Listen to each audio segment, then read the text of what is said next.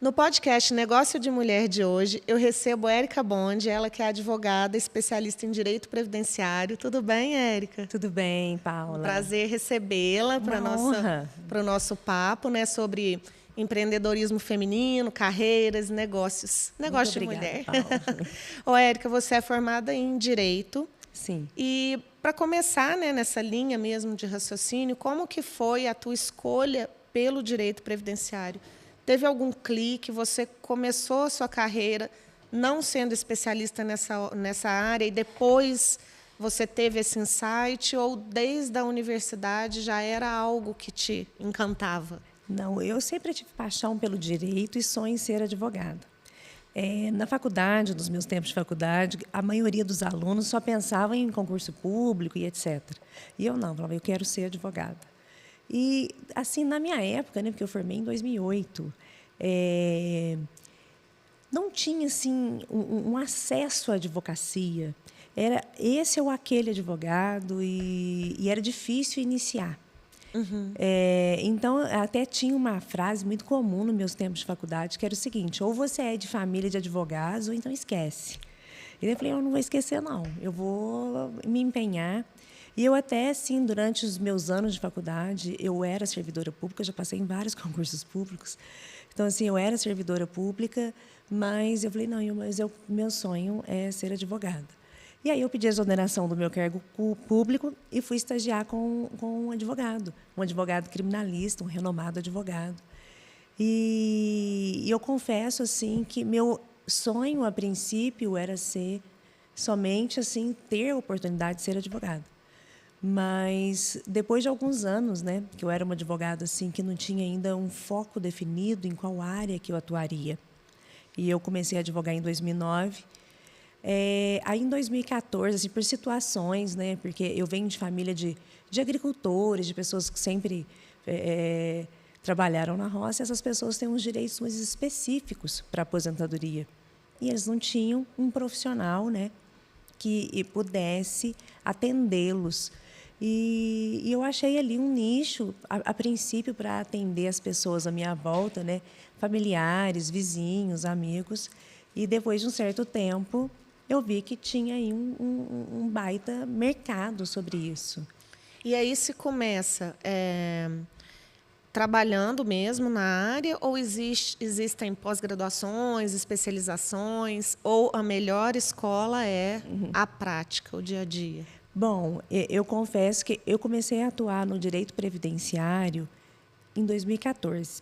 Em 2015, eu já fiquei exclusivamente no direito previdenciário. Falei assim, olha, achei aqui uma matéria muito interessante, que tem tudo a ver comigo, com a minha origem, e eu vou representar essas pessoas de uma maneira muito específica. No início, eu não era... eu fui fazer uma pós-graduação, a primeira, em 2016, que eu fiz uma pós-graduação era online, né, na época, pelo Damásio, e foi a primeira. E depois dela, eu já fiz mais 3. Eu já fiz mais 3, porque o direito previdenciário, hoje, a gente nem é mais... sou previdenciarista. Tá, tudo bem, mas qual que é a tua especialidade dentro do direito previdenciário? Também existem áreas. Existem subnichos. Subnichos, dentro do direito previdenciário, porque, por exemplo, revisão de benefício. Existem pessoas que são boas para... assim, que eu participo de grandes núcleos de advogados previdenciaristas, né? Tem pessoa que aposenta só médico. Uhum. Tem gente que aposenta só servidor público. Tem pessoas que aposentam só policiais militares. Porque tem particularidades, né? Tem Cada profissão. Tem muita. Então, assim, hoje eu faço parte de pelo menos uns 4 grupos de estudos de advogados previdenciaristas do Brasil inteiro. Por exemplo, eu tenho um que é sobre benefício por incapacidade, que tem um mentor, tudo, e a gente é participante, troca informações, chega num ponto de ter só de benefício por incapacidade. Eu tenho um outro que é só de aposentadoria especial. Uhum. Eu tenho um outro nicho que é muito específico. Tem profissionais que nem misturam esses benefícios, trabalham só especificamente com um. Entendi. E você comentou, né, é uma coisa que na linha temporal a gente vê mudando, ainda bem, mas como você falou antes, eram muito famílias tradicionais, né? tanto para a medicina quanto para o direito, né? Iam seguindo, os filhos iam seguindo aquela profissão. Você encontrou algum tipo, tanto, né, não sei se você é a primeira advogada da família, tanto neste sentido ou no sentido de ser um ambiente tradicional. Eu tenho um dado muito interessante, que são as mulheres passaram a poder usar calças nos tribunais a partir do ano 2000 somente. Até o ano 2000, só poderiam usar saias mesmo, né? Ou talher, alguma coisa assim, terninho. Então, assim, se você encontrou ou não dificuldades neste sentido. Bom, o obstáculo maior que existiu aí foi por essa questão aí de família, é uma questão mais de cultura, né? De berço e etc. Então, assim, sim, fui a primeira advogada da família. Acho que eu fui assim a primeira pessoa da família a ter acesso a curso superior, na verdade, né? Porque eu venho de família de agricultores, família de trabalhadores rurais. Então, assim, tive que romper primeiro uma barreira social gigante, social e E cultural. cultural. Porque eu acho que o maior obstáculo que uma pessoa enfrenta nem não é o financeiro, o maior obstáculo que a pessoa enfrenta é o cultural. É o cultural. E você teve, mas você teve o apoio dos seus pais a todo momento? Vai estudar. Porque, às vezes, isso também não é incentivado, né? Não, foi iniciativa minha mesmo. Foi uma Uma ruptura ali mesmo, né? rompimento de padrões assim que e é nítido isso ainda é muito evidente isso na família.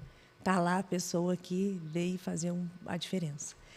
E eu percebo assim não somente assim eu percebo a modificação isso nos meus primos, que minha família é muito grande, né? Meu pai é de uma família de 12 irmãos, então e ele tem irmão que tem 12 filhos, então eu tenho primo assim. Muitos primos. E meus primos, meu pai, de uma família de 12, ele é o 12º, então os sobrinhos dele têm mais velho que ele. Então, os meus primos, primeiro, são mais velhos que meu pai. Então, na verdade, os primos assim que eu considero primo mesmo são meus primos segundos, vamos dizer assim. Então, eu percebo assim esses meus primos se esforçando para falar, não, a Érica... Aí eles vêm me contar, nossa, sabia, eu consegui, estou fazendo isso também e tal. Mas o interessante é que eu já recebi contato assim de professores aqui aqui em Três Pontas, né, tem a Faculdade de Direito, já 2 ocasiões no primeiro dia de aula a pessoa chegar e falar: oi, tudo bem, meu nome é fulano, eu estou aqui, eu escolhi o direito por isso ou por aquilo. E já teve em 2 situações diferentes, né, em anos diferentes, a pessoa falou assim: eu escolhi o direito porque eu conheci uma advogada que chama Érica e ela me inspirou, e eu sei que ela é uma pessoa assim que veio de um mundo assim que seria difícil esse acesso para ela. Então, se isso foi possível, eu estou aqui por conta dela. E você teve essa pessoa que te inspirou?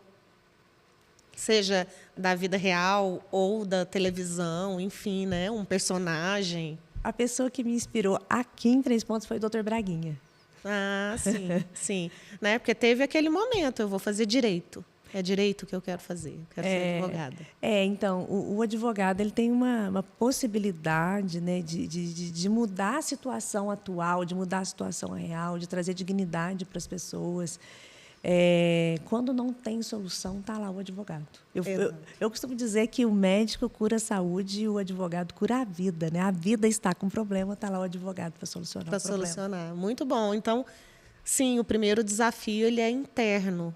Né? Muito bom isso, muito bom. Porque se a gente não vence as barreiras internas, dificilmente a gente vence as externas. Com certeza. Ela tem que ser a primeira. Agora, relativa a ser mulher, isso ser um obstáculo, bom, eu não vi... Porque, na verdade, acho que eu não presto tanta atenção, talvez. Mas eu não senti o obstáculo por ser mulher. Porque até mesmo eu participo de muitos congressos de direito previdenciário e eu percebo assim que 60% a 70% são mulheres. Então, eu acredito que a mulher no direito, ela meio que dominou mesmo. Sim, deve ter tido aí eu não pesquisei a fundo, mas uma gama de profissões. Se a gente for pensar primeiro, as mulheres eram professoras, né? Elas iam para a pedagogia, e ali elas já estavam nas humanas. e talvez tenham partido mais, né, para o direito e, por fim, numa linha temporal mais para ciências, né, e para as engenharias. Eu também estudei agronomia em 2004, terminei em 2009. Aí um E obstáculo. éramos muito poucas. Né? Na minha turma de aulas práticas, por exemplo, éramos 20 estudantes, 4 mulheres.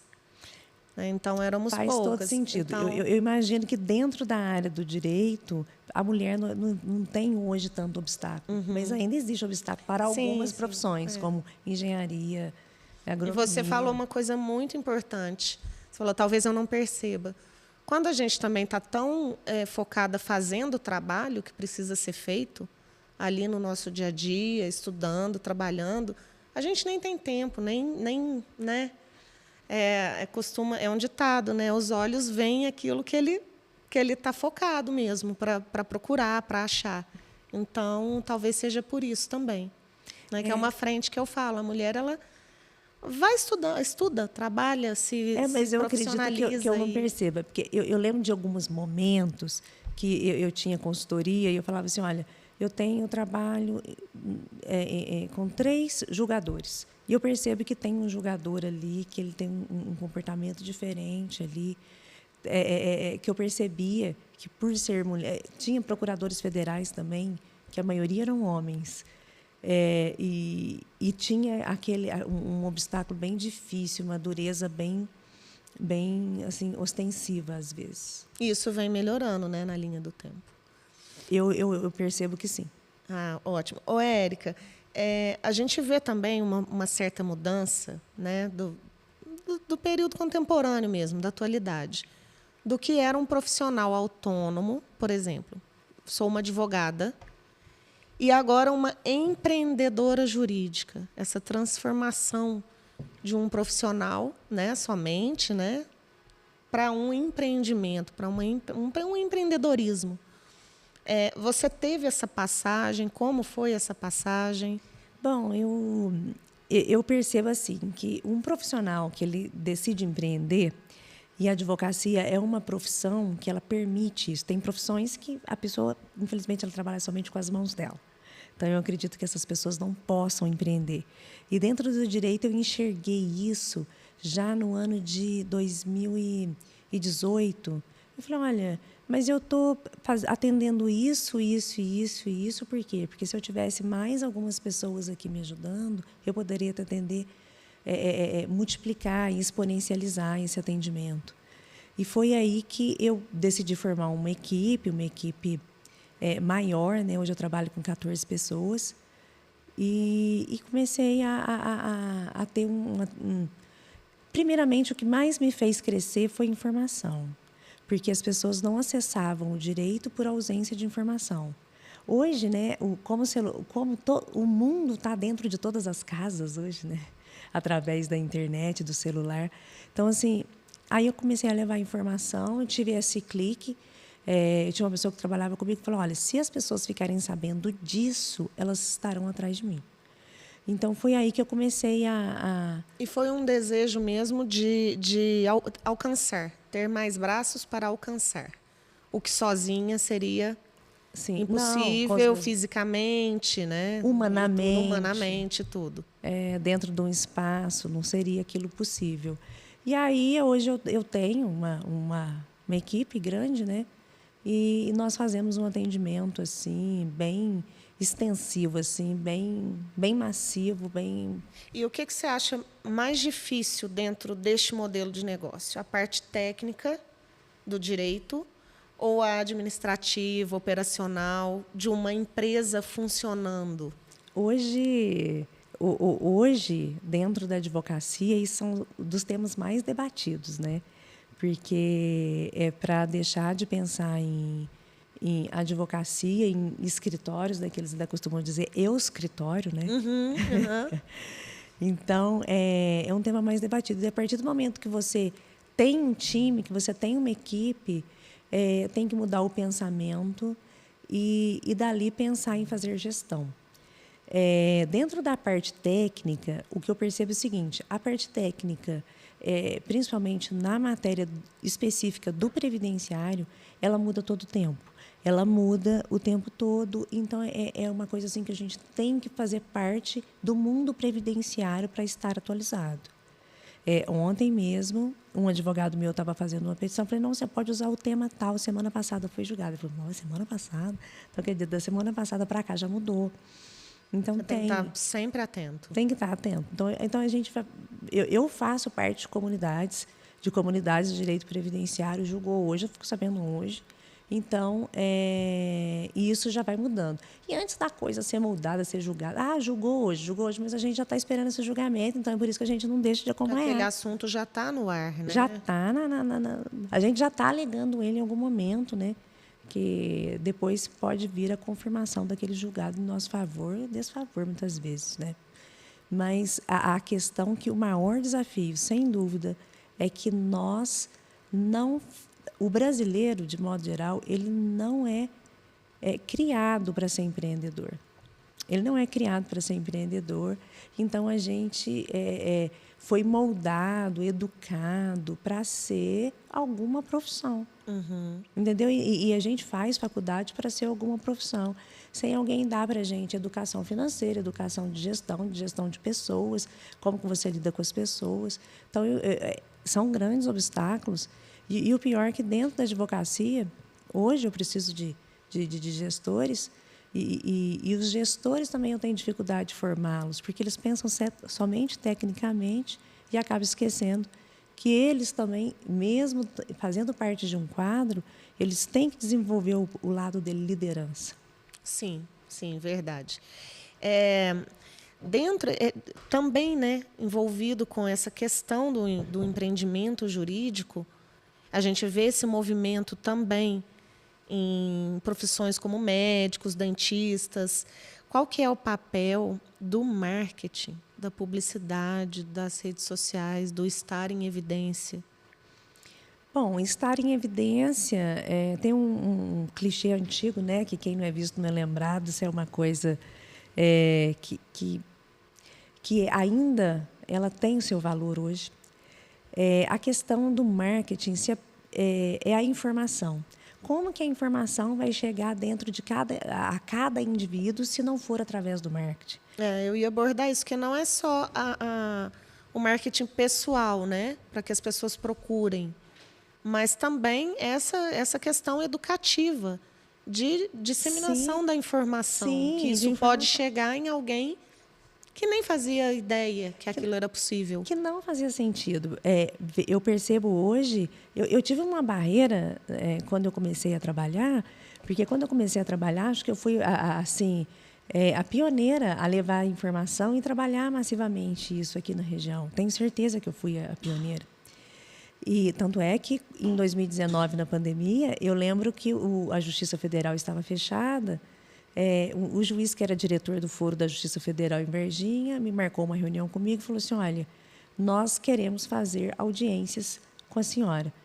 Nós queremos fazer com todos os advogados, mas nós vamos optar por fazer com a senhora, porque somando todos os processos de todos os outros advogados, não dá o seu número. Então, vamos fazer com a senhora. Falei, pois bem, e nós ficamos fazendo audiência, né, a justiça fechada, tudo paralisado, e nós ficamos fazendo audiência mais de um ano, a justiça, os 3 juízes, somente comigo. Então, assim, então, o meu número, com certeza, então, eu fui a pioneira nessa questão, mas no início, naquele boom que aconteceu, eu vi assim, nossa, mas como?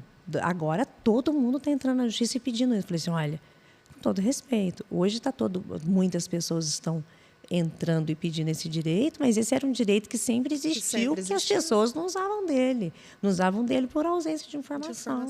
E hoje o mundo, o boom, a revolução do mundo hoje é a informação.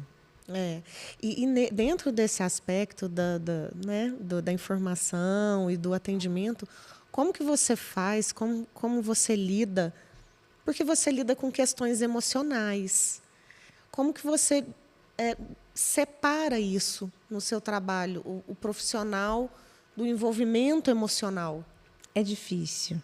É difícil não se envolver, é difícil não ter preocupações com isso. Por mais que eu não consigo ainda separar, eu tô aí, sou advogada desde 2009, só no direito previdenciário eu estou desde 2014, quer dizer, são 11 anos somente no direito previdenciário, e eu ainda não consigo não me abalar com injustiças que eu vejo diariamente. Erros acontecem diariamente.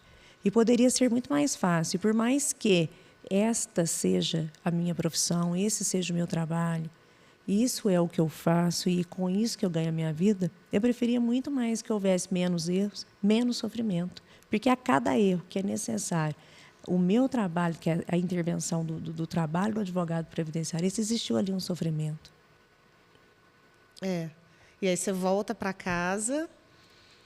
Não, volto para casa abalada. E isso acontece. E depois você tem que devolver aquilo para o seu cliente. É difícil. Essa é a parte mais difícil, mais dolorosa. Os ônus. Tem muitas vezes que eu não sou capaz assim, de informar o cliente. Falo, olha, tá em análise ainda. A questão já foi decidida em desfavor dele, mas eu nem falei. Você está digerindo ainda. Eu tô digerindo e muitas vezes eu estou lutando ainda de uma outra maneira para que eu não tenha dê a informação para ele, a informação horrível. Porque tem pessoas que não é por nada, para a vida. Sim, sim. Ô, Érica, dentro das questões da modernidade, a gente ouve falar muito agora com as IAs, que as IAs decoram as coisas, né, por nós. E aqueles auês, assim, o que a gente vê na linha temporal, por exemplo, os meios de comunicação. Quando surgiu a televisão, a rádio ia acabar, porque a televisão agora tinha imagem, tarará, e o rádio não acabou. Né? Veio a internet, a televisão não acabou. Os meios de transporte também, né, de certa maneira, tiveram esse processo de evolução. E muito se fala assim, as profissões, né, dos livros vão se acabar, porém a advocacia, o direito, vem muito da filosofia, da dialética, da retórica. Então, como é que você vê, como é que você escuta quando alguém fala assim, a profissão do advogado vai acabar, porque a IA vai substituir, porque ela sabe, ela vai achar em 2 segundos o capítulo e já montar um processo, já né, autoescrever ali? Nossa, eu acabo de vir de São Paulo agora. Nos dias 22 a 25 de outubro, eu estava lá participando da feira, maior feira de direito da América Latina, que chama Fenaló. E essa Fenaló ela foi uma feira de tecnologia para advocacia. E eu fui, né? Porque como eu tenho 14 pessoas que trabalham e ainda a gente tem assim, uma sobrecarga de trabalho, falei, vai que eu fui e fiquei lá na Fenaló buscando alguma ferramenta que otimizasse, porque eu não tenho esperança de algo para substituir pessoas, porque para mim isso é impossível. A única coisa que eu percebo é que uma inteligência artificial ela pode fazer um cálculo com mais eficiência, mais rapidez, com muito mais rapidez, um cálculo que um ser humano levaria ali algumas horas, ela faz em segundos, com mais eficiência e mais rapidez. Isso é positivo, mas quem vai interpretar o cálculo é o ser humano. E eu fiquei participando, falei, gente, mas eu preciso de uma IA, assim. Por fim, eu cheguei num determinado instante, a pessoa falou assim, olha, posso te dizer uma coisa? Não existe IA que vai substituir, criar. O que o advogado pode fazer é colocar os entendimentos dele, as petições dele, os trabalhos dele, subir tudo e construir um facilitador ali para facilitar o trabalho dele, mas não que vai resolver e que vai fazer no lugar dele. Isso não acontecerá no direito, porque a maior obstáculo, o maior diferencial da advocacia está na hermenêutica da questão. Como é que quem vai interpretar? Isso aí E outra, qual estratégia seguir? Porque eu, muitas vezes, eu amargo resultados, eu devia ter seguido essa estratégia.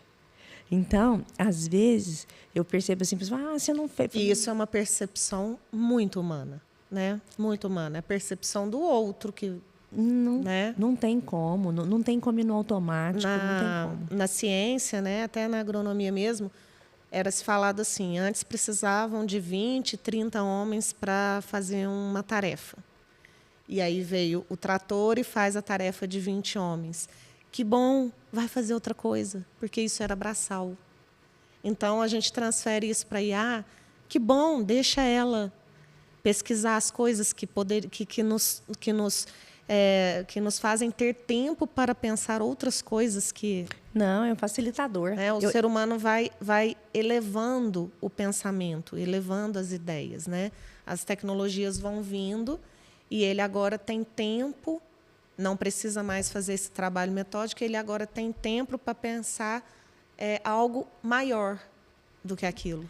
Com certeza, a IA é um facilitador, porque acaba que no trabalho, a gente, no direito previdenciário, a gente acaba que tem, em todas as áreas do direito, a gente tem um serviço ali que não é de advogado, você tem um serviço ali que é de linha de produção, e isso daí a IA está ali para contribuir. Para que seja até mais rápido, né? Para que seja mais rápido, para que seja mais fácil, para que você falou, para que sobre tempo para pensar e construir um raciocínio melhor ainda.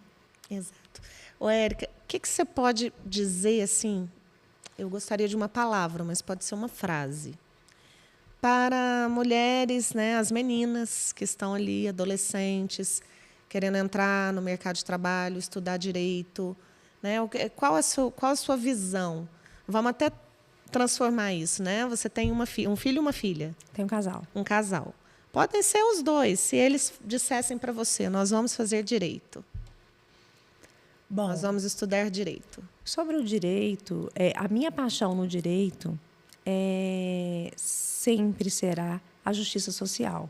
Parece um clichê, parece uma bobagem, mas o que eu vejo na advocacia, o que eu percebo muito nos advogados hoje, a advocacia não é palco para briga, a advocacia não é palco para embate, a advocacia é para melhorar a vida das pessoas. Então, a partir do momento que a pessoa tenha a consciência, que o advogado tenha consciência de que a advocacia é para melhorar a vida das pessoas e não é para levar vantagens indevidas, a advocacia é para facilitar, trazer mais justiça. E o principal que eu sempre busquei dentro da minha carreira como advogada era fazer justiça social. E existia uma pessoa ali injustiçada e estava eu lá, defensora do direito daquela pessoa para fazer a justiça social. Então, se meu filho ou minha filha, um deles um dia resolverem estudar direito, o conselho que eu vou dar é sempre coloca a justiça social acima de qualquer coisa. Ótimo. E para a gente fechar, a gente conversa aqui com diferentes empreendedoras, né? Esse é o nosso universo. São muitas empreendedoras informais, inclusive. Agora, adentrando numa parte técnica, né? O que você daria de opinião, de conselho, para que elas, né, façam esse caminho profissional de uma maneira melhor, pensando lá na frente, na aposentadoria? Ah, sim, sim. Vamos a um conselho técnico. Ah, sim. Porque, Para na verdade... muitas mulheres que fazem doces em casa. Porque, assim, é um movimento, né? Quando a mulher, às vezes, ela estuda, ela vai para o mercado de trabalho, e aí, quando ela se torna mãe, aí ela volta, aí ela procura fazer alguma coisa que ela consiga conciliar com os filhos, e aí, por aí ela vai trilhando o caminho do empreendedorismo, mas ainda também muitos sem abrir um CNPJ, sem, né? Então, como que a gente pode conduzir para que ela não leve porque piscamos, temos 70 anos, né? E aí como será? Isso é muito, muito, muito importante. Porque o que acontece? No Brasil, historicamente, nós tínhamos uma cultura previdenciária. No passado, você deve ter ouvido seus pais falarem meu INPS, né, que antigamente tinha esse nome. Então, todo mundo, quem era profissional liberal no passado, ele tinha o carnezinho do INSS e aquele ali era pago religiosamente. E o que acontece? Hoje nós estamos vivendo um período em que hoje tem muito mais pessoas empreendedoras, profissionais liberais, autônomos, etc., do que antes. Antigamente, as pessoas eram moldadas a serem empregadas, as pessoas eram educadas para serem profissionais, para serem empregadas. E hoje, isso é uma nova realidade. Hoje, ninguém mais... Até a pessoa para ser empregada, fala, eu sou empregado, mas não quero vínculo, não, porque na hora que eu quiser ir para a academia, eu quero ir para a academia. Esse é um movimento... É o novo tempo. Eu lá no meu escritório, na hora de contratar, que eu falo que tem que cumprir a carga, até penso, ninguém quer mais. Ninguém quer mais. É um novo momento, um novo tempo chegou. Isso Sim. É um fato. E o que acontece? Eu percebo que hoje as pessoas estão precárias do ponto de vista de ter uma cultura previdenciária. E, em contraponto, vamos ficar cada vez mais velhos. Sim, né? cada vez com mais vida. Como é que será isso?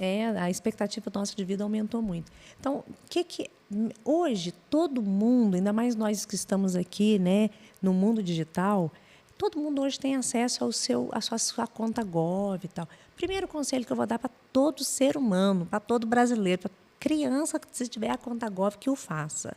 Entre e tira o meu CNIS lá. Lá no meu INSS, vai lá e tira o CNIS. Naquele CNIS, você vai saber quanto tempo você já pagou de INSS. Se nunca pagou, não interessa a idade. Eu já oriento a fazer o seu primeiro pagamento. Tá? É o primeiro pagamento, vai lá, tem lá, através lá do Google, bate lá, recolhimento de INSS. Aí e se essa pessoa tiver informal? Tá, mas todo mundo deve recolher. Todo mundo deve recolher. Todo mundo deve recolher. Tá. Aí começa a recolher. Tá, agora, se a pessoa já tem um patrimônio previdenciário, já trabalhou, já foi empregada em algum momento da vida, se a pessoa já tem um negócio, o negócio já está rodando, já está funcionando, aí ela já não consegue fazer isso mais sozinha. Aí a minha orientação é a seguinte, é procurar um profissional, um advogado, fala, olha, eu estou trabalhando, eu tenho renda X, entendeu? E eu quero pensar na minha aposentadoria, eu quero começar a pagar e quero saber com quanto eu vou me aposentar. Hoje nós temos sistemas de IA, inclusive, né, que ele é bem de advogado mesmo, que um cidadão comum não consegue nem interpretá-lo. Mas ele te fala quando você se aposentará e com qual renda. A partir daquela leitura desse extrato, que é o CNIS lá, que a pessoa tem. Então, a gente joga isso dentro desses sistemas, a gente faz um planejamento para a vida. Entendeu? Tem pessoas que têm que recolher pelo menos um salário mínimo ali de contribuição, a pessoa tem que ter. Mas tem pessoas que não. Eu vejo muito dentista aí que recolheu sobre o salário mínimo. Eu lamento muito. Eu tive agora recente até um problema, um médico que quer ser empreendedor, aí abre um CNPJ, recolhe o prolabore de um salário mínimo. Por um salário. Eu tive um amigo que caiu, machucou, teve fratura exposta, ele era cirurgião. E sabe o que aconteceu? Ele recebeu um salário mínimo de benefício durante 6 meses, e ele era médico. Então, assim, as pessoas têm que fazer conta, têm que se planejar, porque fatalidades podem acontecer com qualquer um, né? E não só pensando em envelhecer, mas fatalidades pode acontecer com qualquer um. Então, a pessoa tem que ter a cultura previdenciária, dela ter a ciência de como é que ela está com a previdência. Você vai falar assim, ela tem que saber, olha, eu estou na minha seguinte situação, eu recolho, se eu me aposentar, eu me aposento. Depois, para não ter surpresas, né? Para não haver surpresa. E no nosso caso das mulheres, eu costumo falar que o MEI, né? O MEI ali é talvez uma boa solução, a priori, para uma licença maternidade, mas ele será sobre um salário, né? Sim. O MEI ele é uma modalidade de contribuição que eu recomendo ela somente para as pessoas que não têm interesse de se aposentar, que estão no começo da vida, que têm uma renda pequena, que têm uma renda baixa e que assim não tem assim segurança de que terá em algum momento uma renda boa e que tudo bem para ela ter uma aposentadoria de um salário. Mas a pessoa tem um sucesso profissional, o MEI já não é a via adequada. Porque se você tem um sucesso profissional hoje como empreendedor, é porque você está produzindo. Em algum momento, você não produzirá tanto. E quando você não produzir, você vai ficar com salário? E esse discurso de não sei como vai ser a previdência, vou fazer os meus investimentos, prefiro não pagar para a previdência e investir em outras fontes para minha velhice? Não, e as Como pessoas, você vê as pessoas pensam isso, não sei como, quer justificar a falha delas na insegurança de que não sabe como que vai ser. Não sabe, vai procurar um que sabe ter orientação. Fala, ó, você vai se aposentar com tanto. Você, ao longo da sua vida, você corre risco de ter qualquer tipo de problema de saúde. Porque é verdade, né? As pessoas pensam só lá no fim, né? Quando eu vou deixar de trabalhar, mas não pensam nos acidentes, né? Em tudo que pode acontecer no meio do trajeto. No meio do caminho ali, e se tem família, e aí? Você vai deixar seu filho sem benefício? Entendeu? Esse benefício poderia contribuir muito. Tem ali uma criança, e aí? Como é que fica isso? A previdência é prever mesmo. Eu não vou fazer porque eu não tenho como prever, mas tem que ter a previdência. A previdência é a previsão de algo que não é 100% que pode haver alguma alteração no futuro, mas hoje você já pode ter a clareza do futuro na regra de hoje. Tem que ter essa contribuição. Agora, eu vou fazer meus investimentos. Sim, perfeitamente. Faça seus investimentos depois que você fizer a tua previdência pública, depois faça. Até porque você fica com várias frentes, né? Mas você não tem que ter a renda só de uma mina só, né? Se tiver de mais de uma mina, melhor. Ótimo. Gente, que conversa produtiva. Érica, te agradeço muito. Foi ótimo. Obrigada. Estou levando vários aprendizados para mim mesma. Imagina. E é isso, gente. Esse foi o Negócio de Mulher com a advogada especialista em direito previdenciário, Érica Bonde.